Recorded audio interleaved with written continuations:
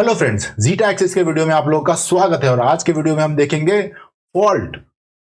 Fault क्या होता है, फॉल्ट के कितने टाइप्स हैं और ब्लॉक माउंटेन कैसे बनता है। तो आज के वीडियो में हम देखेंगे कि फॉल्ट्स क्या होते हैं। हमने पिछले वीडियो में देखा था कि फोल्ड्स क्या होते हैं। फोल्ड बेसिकली जब रॉक्स कुछ इस तरह से बेंड हो जाते हैं कंप्रेसिव फोर्सेस के कारण, तो उसको फोल्डिंग कहते हैं। लेकिन आज हम देखेंगे फॉल्ट्स। इन रॉक्स में भी हम देख सकते हैं कि यहाँ पे फॉल्ट्स है, यहाँ भी आपको फॉल्ट्स देखने को मिल रहे हैं। तो आज हम समझेंगे कि फॉल्ट्स होते क्या है। अब हमने हमारे पिछले वीडियोस में देखा था कि ये एस्थेनोस्फीयर है जो प्लास्टिक स्टेट में है, उसके ऊपर ये लिथोस्फीयर है। और लिथोस्फीयर क्या है? लिथोस्फीयर जो है वो बहुत सारे छोटे छोटे प्लेट्स में टूटा हुआ है, जिसे हम टेक्टोनिक प्लेट कहते हैं। और ये सारे टेक्टोनिक प्लेट इंडिपेंडेंट डायरेक्शन में मूव करते हैं। ये प्लेट इधर मूव कर रहा है तो ये इधर मूव कर रहा है, तो ये इधर मूव कर रहा है, ये इधर। तो ये बेसिकली सब इंडिपेंडेंट डायरेक्शन में मूव करते हैं। उसके कारण क्या होता है, कई जगह कोलाइड होते हैं, कई जगह एक दूसरे से दूर मूव करते हैं। तो इसके कारण अर्थ के डिफरेंट रीजन्स में डिफरेंट टाइप के फोर्सेस लगते हैं। जैसे यहाँ पे ये डाइवर्जेंट बाउंड्री है, यहाँ पे दोनों दूर मूव कर रहे हैं। यहाँ पे कन्वर्जेंट बाउंड्री है, तो यहाँ पे दोनों एक दूसरे के पास मूव कर रहे हैं। तो इसी तरह अलग अलग जगह पे अलग अलग तरह के फोर्सेस लगते हैं। कहीं पे कंप्रेसिव फोर्स लगता है, कहीं पे टेंशनल फोर्स लगता है, कहीं पे सियरिंग फोर्स लगता है। कंप्रेसिव फोर्स क्या, जहां पे फोर्स जो होता है वो स्क्वीज करता है आपके प्लेट को छोटा करना चाहता है, दोनों साइड से उसको दबा रहा है। ये टेंशनल फोर्स जहां पे उसको खींच रहा है, उसको स्ट्रेच कर रहा है। ये सियरिंग फोर्स जहां पे जो फोर्स है वो दोनों एज पे लग रहा है और वो उसको डिफॉर्म करने की कोशिश कर रहा है। तो बेसिकली ये तीन तरह के फोर्स लगते हैं। मेनली तो ये दो हैं, सियरिंग फोर्स भी एक कैटेगरी है। तो ये तीन तरह के फोर्स लगते हैं। अब जब कंप्रेसिव फोर्स लगता है तो क्या होता है कि उसको स्क्वीज कर रहा है, उसको दबा रहा है। तो अगर रॉक जो है वो इलास्टिक है, उसमें इलास्टिसिटी है, तो रॉक क्या होगा कि बेंड हो जाएगा। उसके कारण आपको ऐसे फोल्ड देखने को मिलेंगे। लेकिन अगर रिजिडिटी है या फिर फोर्स बहुत स्ट्रांग है तो फिर फॉल्टिंग हो जाएगी, फॉल्ट क्रिएट हो जाएगा और ये वाला पार्ट फिर इस तरह ऊपर मूव करने लगेगा। सिमिलरली अगर टेंशनल फोर्स है और रॉक्स में इलास्टिसिटी है तो आपको एक क्रिस्टल थिनिंग देखने को मिलेगी, जहां पे रॉक्स का जो थिकनेस है वो कम होते जाएगा। लेकिन अगर ये फोर्स बहुत स्ट्रांग है या रॉक्स रिजिड है तो आपको देखने को मिलेगा कि यहाँ पे एक फॉल्ट क्रिएट हो जाएगा। इसके कारण ये वाला जो ब्लॉक है वो डाउनवर्ड मूव करेगा। सिमिलरली अगर हम सियरिंग फोर्स देखें तो सियरिंग फोर्स के कारण भी क्या होगा कि ये डिफॉर्म हो जाएंगे। ये रॉक्स डिफॉर्म हो गए यहाँ पे क्योंकि इस पे सियरिंग फोर्स लग रहा है। लेकिन अगर यही रॉक जो है वो बहुत रिजिड है और फोर्स भी काफी स्ट्रांग है, काफी लंबे टाइम तक चल रहा है, तो आप देखोगे कि यहाँ पे फॉल्ट क्रिएट हो गया। तो हम देख सकते हैं कि डिफरेंट टाइप ऑफ फोर्सेस लगते हैं हमारे रॉक्स के ऊपर, रॉक लेयर्स के ऊपर, और उसके कारण उसमें डिफरेंट टाइप्स ऑफ स्ट्रक्चर्स पैदा होते हैं, डिफरेंट टाइप्स ऑफ फॉल्ट्स होते हैं। आज हम यही समझने की कोशिश करेंगे कि इन फॉल्ट में क्या डिफरेंस है और इनको कैसे क्लासिफाई किया जाता है और इनकी बेसिक कैरेक्टरिस्टिक्स क्या है। अब हमने हमारे पिछले वीडियो में देखा था कि जब कंप्रेशन लगता है, कंप्रेसिव फोर्सेस लगते हैं किसी भी रॉक ब्लॉक पे, तो क्या हो जाता है कि उसमें से वेव लाइक पैटर्न बन जाते हैं और इसी को फोल्ड कहा जाता है। अब हम देखते हैं कि फॉल्ट क्या होता है। फॉल्ट क्या होता है कि किसी भी प्लेनस फ्रैक्चर या डिसकंटिन्यूटी के अक्रॉस अगर रॉक का मूवमेंट है, तो आप देखिए कि जैसे कि ये पूरा एक रॉक ब्लॉक है ये, अब इसमें एक डिसकंटिन्यूटी हो जाती है यहां पे, ठीक है, यहां पे एक क्रैक हो गया। अब अगर ये वाला पार्ट इस साइड मूव हो रहा है या फिर ये वाला पार्ट इस साइड मूव हो रहा है या दोनों ही एक दूसरे के रिलेटिव में मूव हो रहे हैं, तो हम इसको फॉल्ट कहेंगे। लेकिन अगर ऐसा होता है कि ना तो ये इस साइड मूव हो रहा है ना ये वाला पार्ट मूव हो रहा है, दोनों स्टेशनरी है पर बीच में फॉल्ट है, तो हम इसको फॉल्ट नहीं कहेंगे, इसको हम कहेंगे फ्रैक्चर या जॉइंट। तो रिलेटिव मूवमेंट उस फॉल्ट के कंपैरेटिव में दोनों साइड होना जरूरी है, तभी हम उसको फॉल्ट कह सकते हैं, वरना उसको हम क्रैक या जॉइंट या फ्रैक्चर कहते हैं।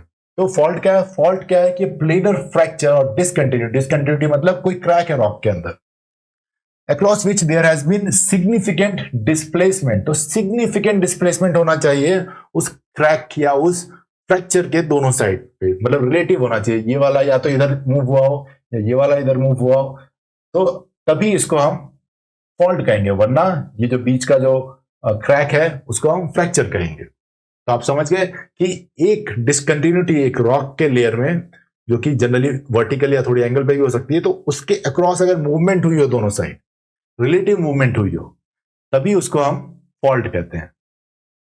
जैसे यहां पे आप देखें कि ये वाला फॉल्ट है और इसके क्रॉस क्या हुआ है कि ये वाला जो रॉक लेयर है ये ऊपर मूव हुआ है। यहां पे आप मूवमेंट देख रहे हैं, ये वाला रॉक ऊपर हुआ है। अगर ये नहीं हुआ होता तो इसको हम फॉल्ट नहीं कहते, इसको हम फ्रैक्चर कहते हैं। सिमिलरली यहाँ पे ये वाला रॉक लेयर नीचे मूव हुआ है इस फॉल्ट के क्रॉस, इसीलिए इसको हम फॉल्ट कह रहे हैं। यहाँ पे फोल्डिंग, यहाँ पे भी देखिए यहाँ पे फॉल्ट है इधर इस लाइन पे, और यहाँ पे ये प्लेट भी रिलेटिव मूव है। तो अपवर्ड हो, डाउनवर्ड हो, हॉरिजॉन्टली हो, वो फर्क नहीं पड़ता है, लेकिन उस फ्रैक्चर के पे मूवमेंट होनी चाहिए, रिलेटिव मूवमेंट दोनों साइड के रॉक्स में, तभी उसको फॉल्ट कहते हैं। अब देखते हैं कैसे ये कंप्रेसिव और टेंशनल फोर्स फॉल्ट क्रिएट करते हैं। तो फॉल्ट जो है वो बेसिकली दोनों कंप्रेशनल और टेंशनल दोनों फोर्स से क्रिएट होता है। यहाँ पे आपको टेंशनल फोर्स देखने को मिलेगा, देखिए इधर ये इसको इधर खींच रहा है, ये वाला इसको इधर खींच रहा है। होगा क्या कि जब इधर ऐसे खींचेंगे ये स्ट्रेच होगा, बीच में क्रैक्स जनरेट होंगे और वहां पे आपका फॉल्ट हो जाएगा। इधर कंप्रेशनल फोर्सेस है, यहां से ये मूव कर रहा है और ये इधर से फोर्स कर रहा है, तो कंप्रेशन हो रहा है। तो इन दोनों फोर्सेस के कारण क्या होगा कि आपको देखने को मिलेगा कि ऐसे फ्रैक्चर जनरेट होगा। क्योंकि कंप्रेसिव फोर्सेस है, ये वाला जो रॉक है ये ऊपर मूव हो रहा है। यहाँ पे आप देखेंगे कि टेंशनल फोर्स है, ये इसको दूर खींच रहे हैं, तो ये वाला जो सेक्शन है वो नीचे मूव हो रहा है। तो आपको देखने को मिल रहा है कि ये आपका एक क्रैक्स जनरेट हुआ और उसके अक्रॉस रॉक मूव हो रहा है। ये एक फॉल्ट हो गया। क्यों? क्योंकि रॉक की मूवमेंट हो रही है। टेंशनल फोर्स में ये वाला रॉक नीचे मूव हो रहा है, कंप्रेशनल में ये ऊपर मूव हो रहा है। अब कुछ पैरामीटर्स देखते हैं जिससे इस फॉल्ट्स को डिफाइन किया जाता हो। तो सबसे पहली चीज है फॉल्ट प्लेन क्या होता है। फॉल्ट प्लेन होता है बेसिकली वो प्लेन जिसके अक्रॉस ये रॉक्स मूव हो रहे हो। जैसे कि यहां पे ये फॉल्ट है, ये लाइन फॉल्ट की है, तो ये रॉक इसी लाइन के अक्रॉस मूव हो रहा है, इसी लाइन के लॉन्ग मूव हो रहा है, तो इसको फॉल्ट प्लेन कहते हैं, क्योंकि ये इसी प्लेन के ऊपर स्लाइड हो रहा है ये वाला रॉक। तो इसे कहते हैं फॉल्ट प्लेन। जो रॉक्स आर डिस्प्लेस, तो जिस प्लेन के अगेंस्ट डिस्प्लेस हो रहा है उसी को फॉल्ट प्लेन कहते हैं। फिर एक डिप एंगल। डिप एंगल क्या है कि अगर हम इस फॉल्ट प्लेन को लें और इसका एंगल हॉरिजॉन्टल से नापें तो उसको डिप एंगल कहते हैं। डिप एंगल जनरली 90 डिग्री से कम ही होता है, क्योंकि अगर हम दूसरी जगह लेंगे, अगर ऐसा फॉल्ट है तो फिर से हम इसको इस तरह से मेजर करेंगे। हैंगिंग वॉल और फुट वॉल। तो हैंगिंग वॉल क्या होता है कि जो भी रॉक का जो पार्ट है वो इस फॉल्ट के ऊपर है, उसको हैंगिंग वॉल कहते हैं। और जो भी इस रॉक का पार्ट जो इस फॉल्ट के नीचे है उसको हम फुट वॉल कहते हैं। अब अगर आपको पता लगाना हो कि हैंगिंग वॉल कौन सा है, आप बस अपना उंगली इस पर रखिए इस फॉल्ट पे और उंगली को ऊपर ले जाइए। जिस भी रॉक के सेक्शन में आप होंगे वो आपका हैंगिंग वॉल होगा, और अगर आप इस पे उंगली रख के नीचे ले जाएंगे तो जिस भी वॉल सेक्शन पे होंगे वो आपका फुट वॉल होगा। तो इस तरह से आप किसी भी डायग्राम में पता लगा सकते हैं कि हैंगिंग वॉल कौन सा है और फुट वॉल कौन सा है। अब देखिए फॉल्ट्स में भी मूवमेंट बेसिकली दो तरह के होते हैं, या तो रॉक ऊपर मूव हो या नीचे मूव हो, इसे कहते हैं डिप। और अगर वो हॉरिजॉन्टली मूव हो रहा है इसे कहते हैं हम स्ट्राइक। तो मेनली दो तरह के फॉल्ट होते हैं, डिप या फिर स्ट्राइक। यहाँ पे जो हमने ये डायग्राम देख रहे हैं इसमें आप देख सकते हो, यहाँ पे ये जो रॉक है वो नीचे मूव हो रहा है, डाउनवर्ड्स मूवमेंट है, तो इसको हम कहेंगे डिप। यहाँ पे ये अपवर्ड्स मूवमेंट है, इसको हम कहेंगे डिप। लेकिन यहाँ पे क्या है कि हॉरिजॉन्टल मूवमेंट है, लेफ्ट और राइट मूवमेंट है, तो इसको हम कहेंगे strike slip fault.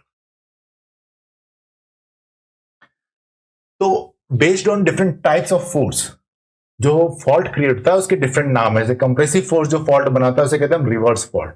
Tensional force जो फॉल्ट बनाता है उसे हम कहते हैं नॉर्मल फॉल्ट। और शियरिंग फोर्स जो फॉल्ट बनाता है उसे हम कहते हैं स्ट्राइक स्लिप फॉल्ट। तो अब हम ये तीनों फॉल्ट एक एक करके डीप में देखते हैं कि इनको ऐसा क्यों कहा जाता है, उसकी कैरेक्टरिस्टिक्स क्या है। तो सबसे पहले नॉर्मल फॉल्ट। नॉर्मल फॉल्ट कब होता है? जब टेंशनल फोर्स लगते हैं, जब फोर्स जो इस रॉक लेयर को ऐसे लंबा करना चाहते हैं, उसको लेन देन करते हैं, उसको खींचते हैं बेसिकली। तो इसके कारण क्या होता है कि आपका जो रॉक होगा उसके अंदर एक फॉल्ट क्रिएट हो सकता है। अब जब ये फॉल्ट क्रिएट हो जाएगा, याद रखिए कि आप इसको दूर खींच रहा है ये फोर्स, क्योंकि ये इसको दूर की ओर खींच रहा है। ग्रेविटी के कारण क्या होगा कि ये वाला जो रॉक लेयर है वो नीचे की ओर मूव होगा, तो फोर्स उसको उधर खींच रहा है, पर ग्रेविटी भी है, तो ग्रेविटी के कारण क्या होगा कि इसका मूवमेंट नीचे भी होगा। और क्योंकि ये स्लोप है ऐसा, तो थोड़ा सा ये रॉक इधर भी मूव करेगा। देखिए जैसे कि अगर ये एक स्लोप है और इसके ऊपर कोई चीज स्लाइड होगी तो थोड़ा सा इधर भी जाएगी, लेकिन ग्रेविटी के कारण नीचे भी जा रही है।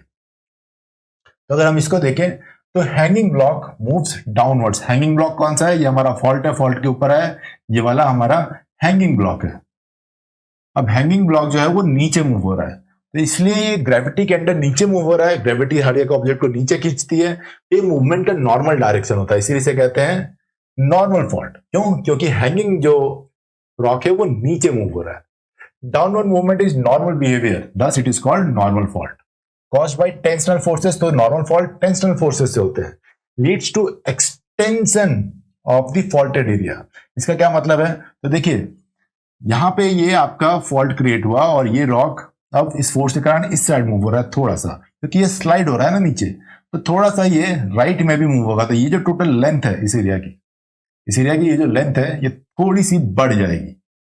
इसे कहते हैं leads to extension of faulted area. क्यों? क्योंकि ये नीचे स्लाइड हो रहा है, अब स्लोप ऐसे है, तो जब वो स्लाइड होगा तो थोड़ा सा राइट भी खिंच जाएगा। Dip angle between 45 degree to 90 degree. Dip angle क्या है? अगर हम फॉल्ट को लें, इसको हॉरिजॉन्टल से मेजर करें, तो ये आपका डिप एंगल बन जाता है।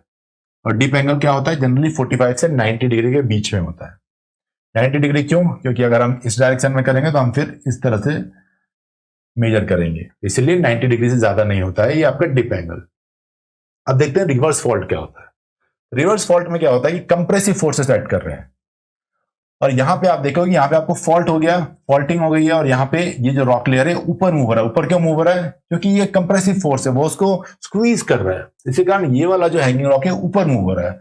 और ये जो मूवमेंट है ये ग्रेविटी के पुल के अगेंस्ट है, इसीलिए इसे रिवर्स फॉल्ट कहा जाता है। क्योंकि यहाँ पे जो हैंगिंग रॉक है वो ऊपर मूव करता है ग्रेविटी के अपोजिट डायरेक्शन में। ये कंप्रेसिव फोर्सेस से होते हैं, हमने देख लिया। Leads to shortening of the faulted area. तो पिछले में लेंथनिंग एक्सटेंशन हो रहा था फॉल्टेड एरिया, इसमें शॉर्टनिंग हो रहा है। शॉर्टनिंग क्यों? क्योंकि अब ये इस स्लोप पे ऊपर मूव कर रहा है। इस ऊपर मूवमेंट के कारण क्या होगा कि ये जो आपका एज है ये थोड़ा सा इधर आ जाएगा। क्यों? क्योंकि ये स्लाइड करते करते थोड़ा इस साइड में मूव हो जाएगा पूरा रॉक ब्लॉक। ये जो आपकी लेंथ है टोटल ये कम हो जाएगी, इसीलिए इसे कहते हैं leads to shortening of faulted area. अब देखते हैं हम तीसरा, स्ट्राइक स्लिप फॉल्ट।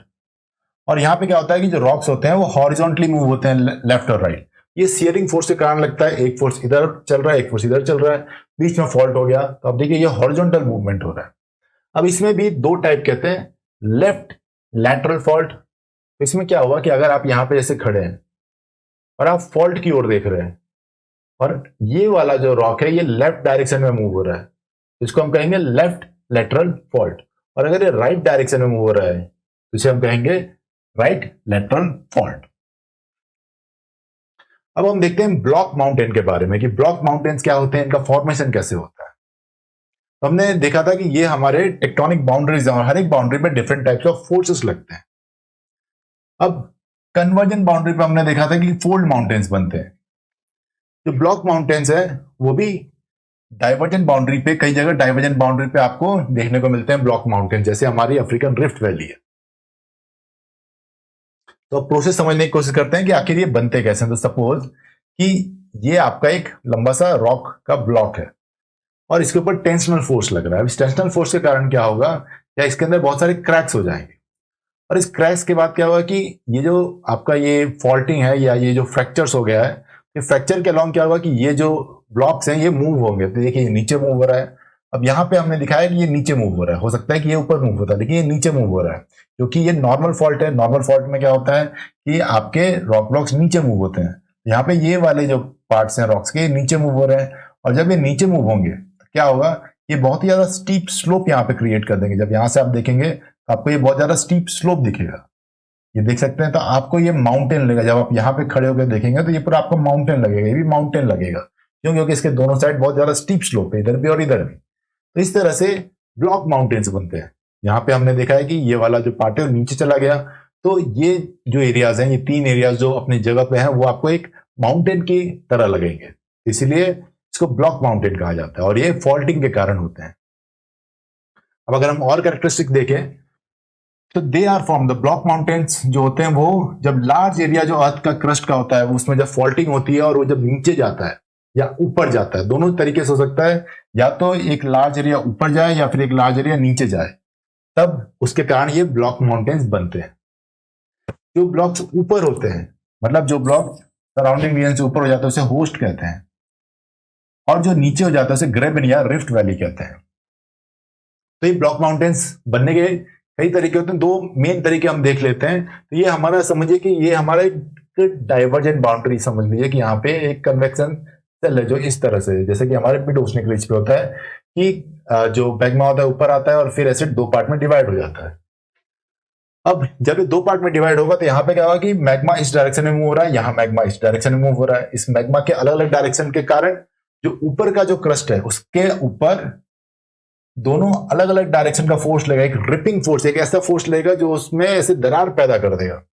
ये फॉल्ट्स पैदा हो जाएंगे इसके अंदर। क्यों? क्योंकि कन्वेक्शन सेल इधर रॉक को इस साइड खींच रहा है और ये वाला कन्वेक्शन सेल इस रॉक को उस साइड खींच रहा है। बीच में रॉक्स डेवलप हो गए, फॉल्ट्स डेवलप हो गए, ये जो फ्रैक्चर्स डेवलप हो गए ये ऊपर तक जाएंगे। अब क्या होगा कि इसके अक्रॉस जो रॉक्स है वो मूव होंगे। जैसे आप यहाँ पे देख सकते हैं कि ये रॉक्स जो है ये नीचे आ गए, ये रिफ्ट वैली बन गए जैसा हमने देखा था, या ग्रेवन बन गए। और ये क्योंकि अपनी जगह पे ही है तो यहाँ पे आपको ये माउंटेन की तरह लगेंगे, तो ये ब्लॉक माउंटेन बन गए। तो इस तरह से डाइवर्जेंट बाउंड्री पे भी, मतलब अगर वो डाइवर्जेंट बाउंड्री आपके कॉन्टिनेंट पे है, जैसे हमारा अफ्रीकन रिफ्ट वैली है, तो वहां पे आपको ब्लॉक माउंटेन देखने को मिल सकता है। एक और तरीका है हॉट स्पॉट्स का। हॉट स्पॉट में हम जानते हैं कि हॉट मेंटल प्लूम, मतलब कि बहुत ही गहराई से मेंटल और कोर की बाउंड्री से मैग्मा जो है ऊपर आता है, वो बहुत ही हॉट होता है। लेकिन जब वो लिथोस्फीयर के पास पहुंचता है तो लिथोस्फीयर को सीधे ऊपर नहीं जा पाता, यहाँ पे इकट्ठा हो जाता है। क्यों? क्योंकि डेंसिटी बहुत डिफरेंस बहुत ज्यादा होता है लिथोस्फीयर और आपके एस्थेनोस्फीयर का, अरे आपके मेंटल प्लूम का। क्योंकि मेंटल प्लूम आता है कोर और मेंटल की बाउंड्री से, वहां पे रॉक्स की डेंसिटी बहुत ज्यादा होती है। तो जब वो यहाँ पहुंचते हैं तो इस डेंसिटी डिफरेंस को डायरेक्टली क्रॉस नहीं कर पाते हैं, यहाँ पे एक्यूमुलेट हो जाते हैं। अब क्योंकि ये एक्यूमुलेट हो जाते हैं तो अगर हमारा यहाँ पर लिथोस्फीयर का शेप अगर ऐसा है तो इस मैग्मा के कारण क्या होगा कि वो ऐसे एक आर्क जैसा बन जाएगा। आप यहाँ पे देख सकते हो कि ये आर्क है और इसके अंदर बहुत सारे फ्रैक्चर्स हो जाएंगे। और इसी फ्रैक्चर्स के अक्रॉस क्या होगा कि डिफरेंट रॉक के जो लेयर्स हैं वो स्लाइड हो जाएंगे। तो आपको यहाँ पे फिर रिफ्ट वैली और फिर से ब्लॉक माउंटेन्स का फॉर्मेशन दिखेगा। तो ये दो मेन तरीके हैं, और भी तरीके होते हैं। लोकल फॉल्टिंग होती है जिसके कारण आपको ब्लॉक माउंटेन्स बनते हुए दिख सकते हैं। अब जब रिफ्ट वैली देखते हैं क्या होता है, तो rift valley depression between two rock blocks को कहते हैं। तो ये देखिए, ये एक रॉक ब्लॉक है, ये एक रॉक ब्लॉक है और बीच में एक डिप्रेशन है। क्यों हुआ है डिप्रेशन? क्योंकि ये वाला पार्ट नीचे चला गया। तो इसको कहते हैं रिफ्ट वैली। और इसकी कैरेक्टरिस्टिक्स क्या होती है? Long and narrow depression. तो देखिए ये बहुत लंबे होते हैं। आपने अगर अफ्रीकन रिफ्ट वैली देखा होगा तो कितने सैकड़ों 100 किलोमीटर का लंबा है, मतलब सैकड़ों किलोमीटर लंबा है। वो पूरे लेबनान से लेके मोजाम्बिक तक है। तो ये बहुत पतले होते हैं, बहुत लंबे होते हैं। और they are bounded by raised crust blocks having steep slope. तो इसके दोनों साइड जो क्रस्ट का पार्ट होगा, जो रॉक का लेयर होगा, उसका स्लोप बहुत हाई होगा। क्यों? क्योंकि ये बेसिकली फॉल्ट हुआ है, यहाँ पे फॉल्टिंग हुई है और ये वाला पार्ट नीचे की ओर मूव हो गया है, इसीलिए यहाँ पे आपको स्टीप स्लोप देखने को मिलता है। तो रिफ्ट वैली के दोनों साइड आपको स्टीप स्लोप जनरली देखने को मिलता है। एग्जाम्पल क्या रिफ्ट वैली के? राइन रिफ्ट वैली जर्मनी में, बाउंडेड बाय वोक्सहैग, Haardt mountain and Black forest mountain. ये एक साइड है और ये दोनों दूसरी साइड है। ईस्ट अफ्रीकन रिफ्ट वैली भी एग्जाम्पल है हमारी रिफ्ट वैली का। तो देखते हैं कि रिफ्ट वैली बनती कैसे, प्रोसेस क्या है। तो देखिए, ये अगर एक रॉक लेयर है और इसके अंदर बीच का ये पोर्शन अगर ये नीचे मूव हो जाए तो इससे आपको क्या देखने को मिलेगा? इससे आपको देखने को मिलेगा कि ये हमारा रिफ्ट वैली बन गया है और यहाँ पे ब्लॉक माउंटेन्स बन गए। तो ये एक तरीका है रिफ्ट वैली बनने का। दूसरा तरीका क्या है? दूसरे तरीके में यह है कि अगर बीच का पोर्शन देखिए ये अपनी जगह पे ही है, लेकिन ये दोनों जो है ये ऊपर की ओर मूव हो रहे हैं। ये वाला भी ऊपर की ओर मूव हो रहा है, ये वाला भी ऊपर की ओर मूव हो रहा है। तो बीच में आपको रिफ्ट वैली का फॉर्मेशन देखने को मिल रहा है, यहाँ पे माउंटेन्स है। तो two side faults are uplifted and middle portion is stable. तो फॉल्ट के दोनों साइड के जो रॉक्स हैं वो ऊपर मूव हो गए और बीच वाला जो पार्ट है वो अपनी जगह पे ही स्टेबल है। तो इससे भी आपको रिफ्ट वैली देखने को मिलता है। तो रिफ्ट वैली एक सेंट्रल पार्ट के नीचे मूव होने से या फिर दोनों साइड के रॉक्स को ऊपर मूव होने से, दोनों तरीके से आपको रिफ्ट वैली का फॉर्मेशन देखने को मिलता है। अब देखते हैं ब्लॉक माउंटेन्स। ब्लॉक माउंटेन्स क्या होता है कि जो क्रस्ट का ऊपर निकला हुआ पार्ट होता है उसको ब्लॉक माउंटेन कहते हैं। जो फॉल्ट्स के साइड में जो अपलिफ्टेड पार्ट होता है, अपलिफ्टेड दिखता है। तो दो टाइप के ब्लॉक माउंटेन है। Tilted block mountain. Tilted block mountain क्या होता है कि एक साइड तो बहुत स्टीप होता है, दूसरे साइड नॉर्मल स्लोप होता है और इसमें फॉल्ट केवल एक ही साइड होता है। तो ये देखिए, ये टिल्टेड ब्लॉक माउंटेन, यहाँ पे फॉल्टिंग सिर्फ इस साइड है। ये साइड तो ये पूरा और स्ट्रेच होगा और भी नॉर्मल जमीन होगी, लेकिन यहाँ पे फॉल्टिंग हुआ है, यहाँ पे क्योंकि फॉल्ट हुआ है तो यहाँ पे स्टीप स्लोप है, इधर और भी ज्यादा लैंड मास होगा और नॉर्मल होगा, उसका स्लोप नॉर्मल होगा। सिमिलरली यहाँ पे देखिए फॉल्ट यहाँ पे है, इधर और भी जमीन होगी जो इससे कंटिन्यूएशन में होगी, वहां पे स्लोप नॉर्मल होगा, तो इसीलिए इसे टिल्टेड ब्लॉक माउंटेन कहते हैं क्योंकि एक ही साइड फॉल्ट है। दूसरा है lifted block mountains. Lifted block mountains क्या होता है कि फॉल्ट दोनों साइड होते हैं। ये देखिए बीच में आपको लिफ्टेड ब्लॉक माउंटेन देखने को मिल रहा है, यहाँ पे दोनों साइड आपको फॉल्ट देखने को मिल रहे हैं। Steep sides on both sides, तो यहाँ पे भी स्टीप साइड है, यहाँ पे भी स्टीप साइड है, दोनों साइड आपको स्टीप साइड देखने को मिल रहा है। और ये बनते कैसे हैं तो हम देखते हैं कि ब्लॉक माउंटेन का फॉर्मेशन कैसे हो सकता है। पहला, middle portion between two faults moves up. इसमें क्या होगा कि मिडिल पोर्शन जो है रॉक का वो ऊपर मूव हो गया, ये दोनों अपनी जगह पे स्टेबल है, तो इससे बीच में क्या हुआ कि आपका ब्लॉक माउंटेन बन गया। दूसरा तरीका क्या है, side blocks move down along the faults on both sides. यहाँ पे बीच वाला जो आपका रीजन है फॉल्ट के वो स्टेबल है, लेकिन ये वाला पार्ट नीचे मूव हो गया, ये पार्ट भी नीचे मूव हो गया, तो बीच में जो रीजन ऊपर रह गया वो आपका ब्लॉक माउंटेन बन गया। तीसरा तरीका है middle block between two faults moves down. तो अगर ये बीच वाला ब्लॉक ही नीचे मूव हो जाए और दोनों साइड के ब्लॉक अपनी जगह पे, तो बीच में रिफ्ट वैली बन गई और ये दोनों ब्लॉक माउंटेन बन गए। तो इन तीन तरीकों से ब्लॉक माउंटेन बन सकते हैं। अगर हम दुनिया में एग्जांपल देखें तो रिफ्ट वैली कहां पे, Rhine rift valley south west of Germany में ये रही, यहाँ पे है, यहाँ पे वोक्स माउंटेन है, हार्डेट माउंटेन है और ब्लैक फॉरेस्ट माउंटेन है। ब्लैक फॉरेस्ट माउंटेन जो जर्मनी में है और ये फ्रांस में है, तो ये बेसिकली जर्मन और फ्रांस बाउंड्री के ऊपर आपको ये रिफ्ट वैली देखने को मिलती है। फिर यह है ईस्ट अफ्रीकन रिफ्ट वैली, जो आप देख सकते हो, यह है पूरी की पूरी ईस्ट अफ्रीकन रिफ्ट वैली। ये स्टार्ट होती है लेबनान से, जाती है मोजाम्बिक तक।